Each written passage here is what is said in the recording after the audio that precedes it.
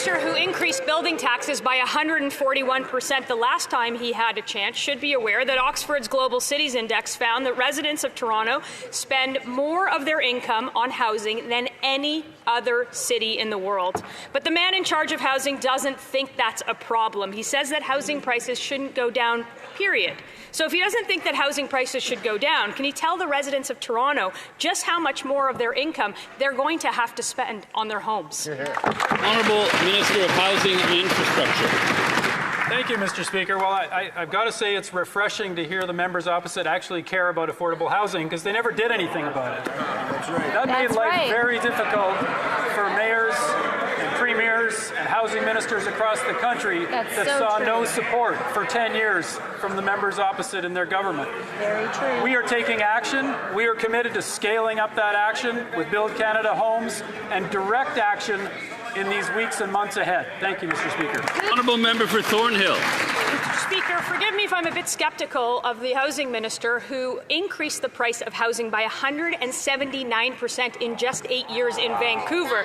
They broke housing. They fueled inflation that drove up rates. They rewarded those who blocked housing construction. They supercharged immigration numbers that outpaced the availability of housing. He says we need affordable housing. Great. But then he turns around and says that home prices shouldn't go down. Both of these things cannot be true, so which one is it? The Honourable Minister of Housing and Infrastructure. Thank you, Mr. Speaker. I'm frankly not surprised to hear the confusion on the other side of the House when you put the words affordable and housing together. That's right. We're taking action on it, Mr. Speaker, and though the federal government does not control the price of housing, we want to see the overall cost of housing come down. That's why we are investing in local partnerships with cities across Canada to bring the development cost charges down for housing and deliver affordability. Honourable Member for York Centre. Speaker, after a lost decade of this Liberal government, housing in Toronto is unaffordable. Last week, we learned that new home sales are at a record low. Now, according to Oxford Economics, as a result of high immigration, quote, residents of Toronto spend more of their income on housing than the residents of nearly every other city in the world. You'd think that that would prompt the Liberals to present a serious plan. Instead, they want to break for the summer without a plan.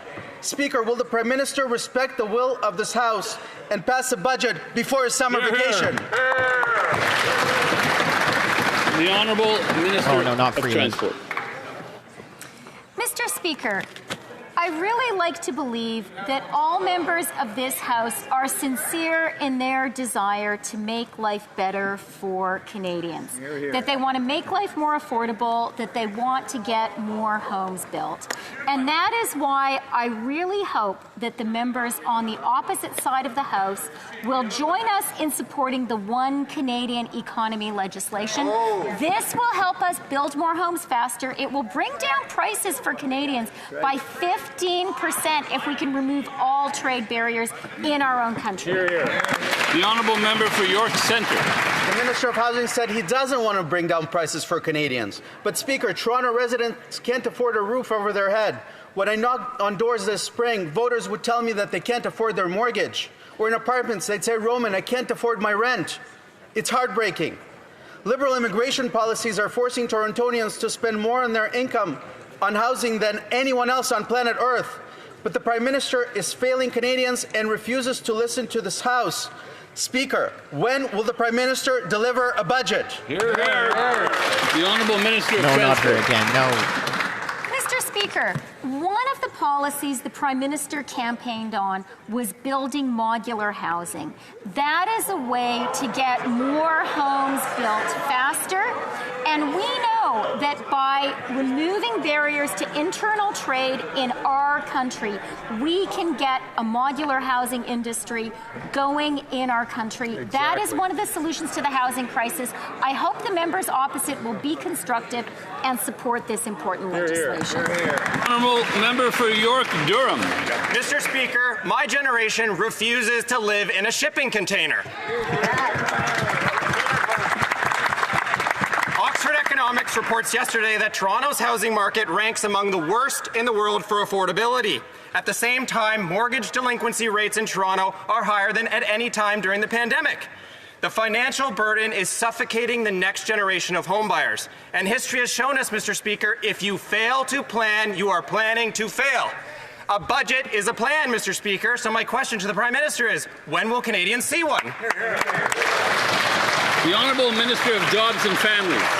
Mr. Speaker, I've traveled all across this country. It's a huge privilege of this job, and I visited families in every riding from every walk of life, and I can tell you that modular housing, which provides a housing solution for so many families, is not a shipping container. And to speak with such a demeaning tone about families that are living in a variety of different kinds of housing really indicates the kind of disrespect that the Conservative Party of Canada has for low-income Canadians and middle-income Canadians.